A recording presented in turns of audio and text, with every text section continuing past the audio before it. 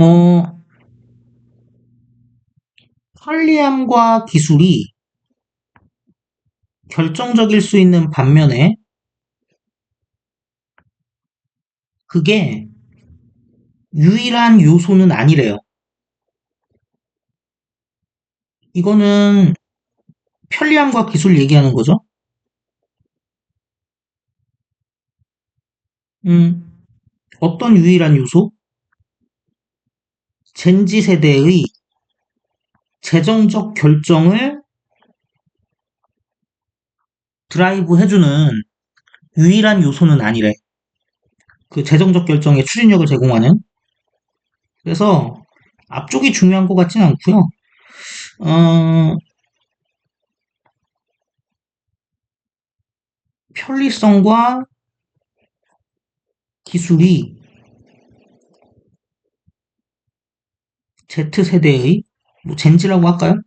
젠지라는 표현도 많이 쓰니까 젠지의 어떤 돈을 쓰는 재정 결정에 있어서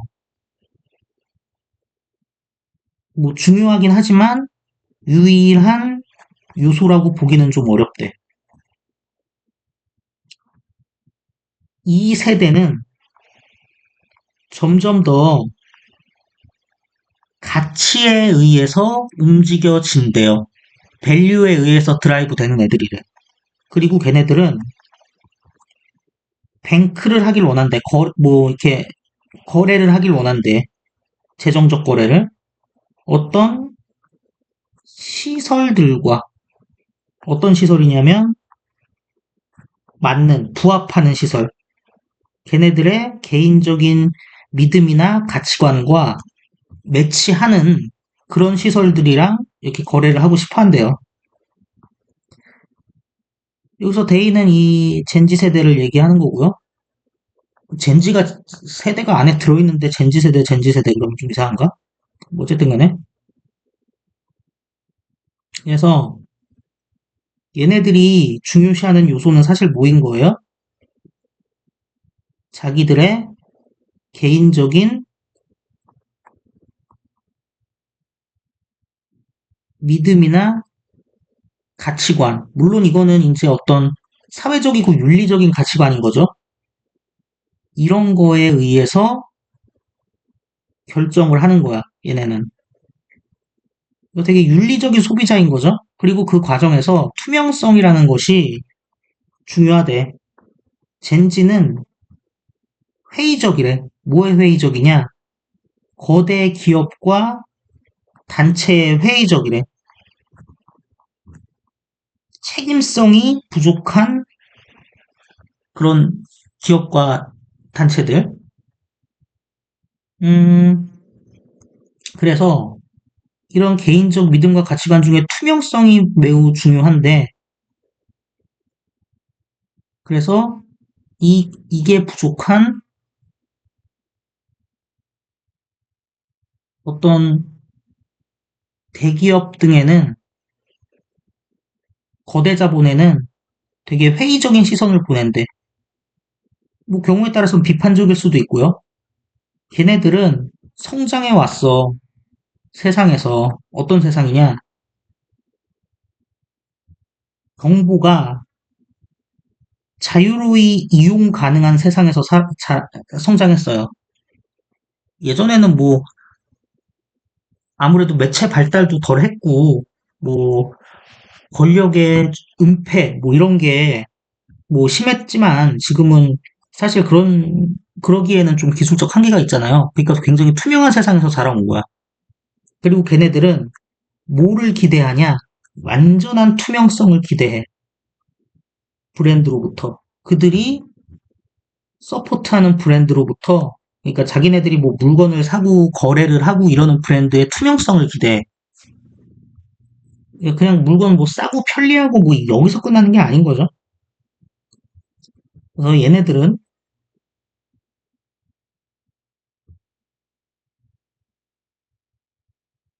정보 습득이 자유로운 환경에서 성장했고, 그러다 보니까 자기네들이 뭐 이렇게 서포트하는 거래하는 브랜드가 책임성이 있길 기대해. 얘네들한테 책임을 기대해. 그래서 자기네들의 정보도 투명하게 공개하길 기대하는 거죠. 예를 들자면 은행은 투명하게 의사소통을 해야 돼. 자기네들의 수수료라던가 뭐 금융거래할 때 약관이라던가 그 거래 조항이라던가 이런 거 다 해야 돼. 그리고 플러스 뿐만 아니라 걔네들이 어떻게 고객의 데이터를 다루는지, 뭐 신용정보 딱 팔아먹는 거 아닌지 이런 것도 다 공개해야 된대요. 뭐 에즈웰에즈 모르지 않으실 거고요. 이거는 은행이죠. 그래서 예시, 자기네들이 뭐 보험이나 뭐 하여튼 뭐 등등등 할 때 수수료, 약관, 조항, 고객 정보 등에 대해서 투명한 전달을 하는 은행을 선호한대. 막 약관 밑에다 조그맣게 적어놓고 이런 거 싫어하나 봐. 더욱이 윤리적인 은행 관행은 더 중요하대. 지금까지보다 더 중요하대. 옛날에는 윤리적인 뱅킹 프랙티스가 뭐 그렇게 우선시는 아니었나 봐. 근데 이 젠지는 되게 care about 신경 쓴대요. 환경, 사회정의, 그리고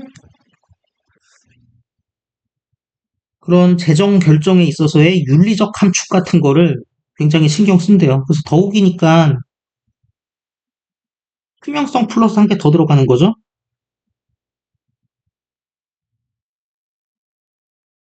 더욱이 걔네들은 무슨 신경 쓴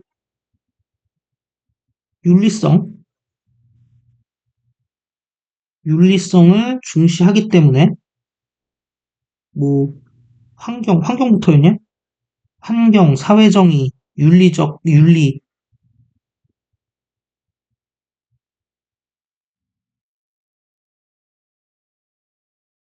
이런 것도 중시한대.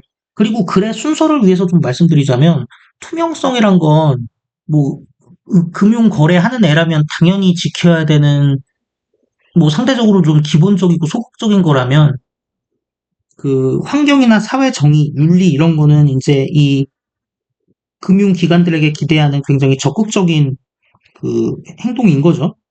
그래서 걔네들은 뭐에 그렇게 관심이 끌려 있냐? 지속적인 투자에 관심이 끌려 있고요. 더 있나? 아, 뒤에 더 있구나. 그래서 일단 얘네는 이거죠.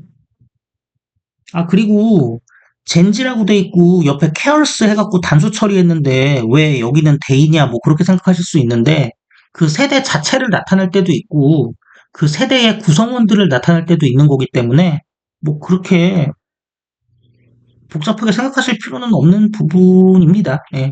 어쨌든 간에 지속 가능한 투자에 굉장히 관심이 있고 그래서 걔네들의 가치관에 부합하는 비즈니스를 서포팅하고요. 그리고 뭐를 확실하게 보장하려고 하냐. 자기네 돈이 진행형 수동이죠. 사용되고 있는 중이 아니다. 어떤 해로운 관행에 돈을 대는데 사용되는 중이 아니다라는 거를 보장하는 거. 이런 거를 확실하게 하려고 한대요. 그래서 얘네 두 개 병렬인데 요거는 엔드 기준으로 요거는 수용도를 한번 그려보는 것이 필요할 것 같습니다. 그래서 밑에다가 좀 정리를 해드릴게요.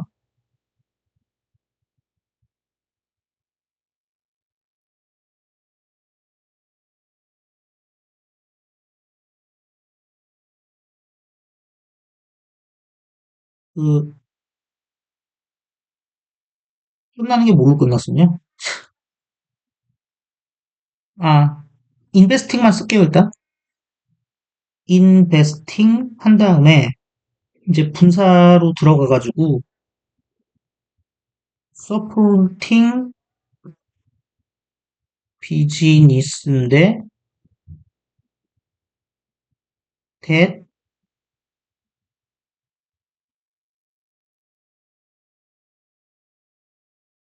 이거죠. 그리고 and 기준으로 ensuring 갔는데, 다시 that their money is not being used to fund harmful practice.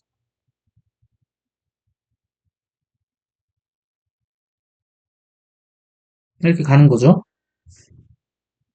이게 뭐 되게 복잡하고 그런 병렬은 아닌데요.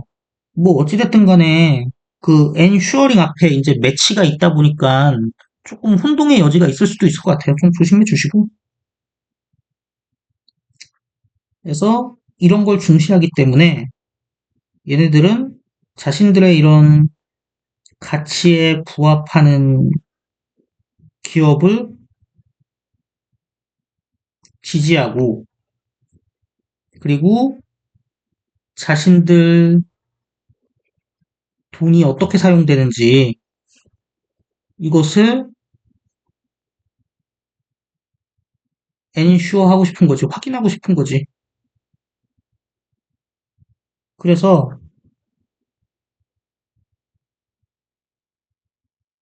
사회적으로 책임 있는 투자 기회를 제공하는, 그리고 뭐에 헌신하냐? 환경적 지속성에 헌신하는 그런 은행이 끌어당길 거래. 이 젠지의 주목을. 이렇게 병렬이죠.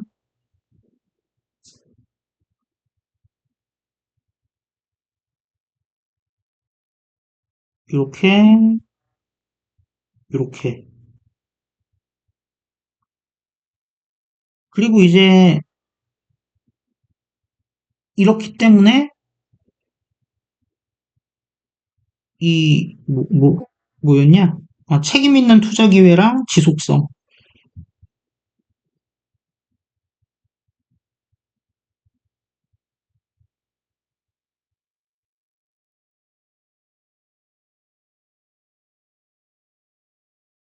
그리고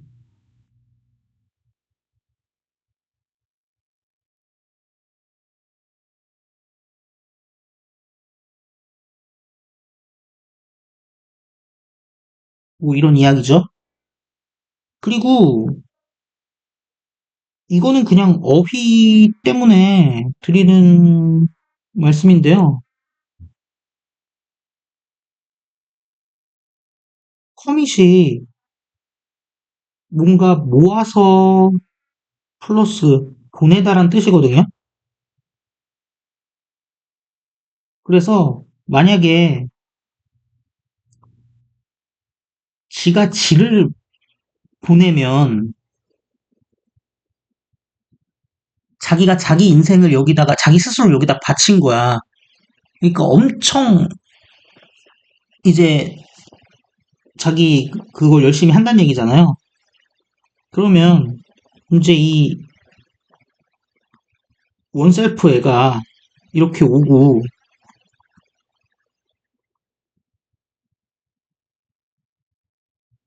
이렇게 되면은 이거 어때요? 받쳐진 거지. A에. 물론 누가 바친 게 아니고 지가 지를 바친 거지만.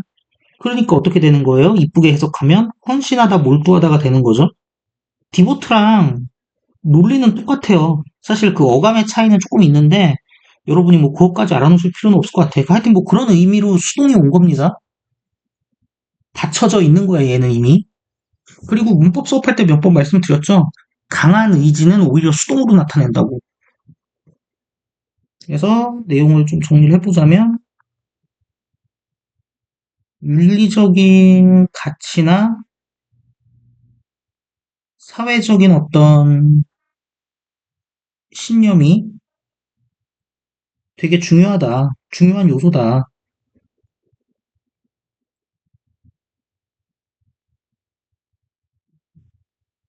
이 젠지의 재정적인 결정에 있어서라는 이야기를 하는 것이죠.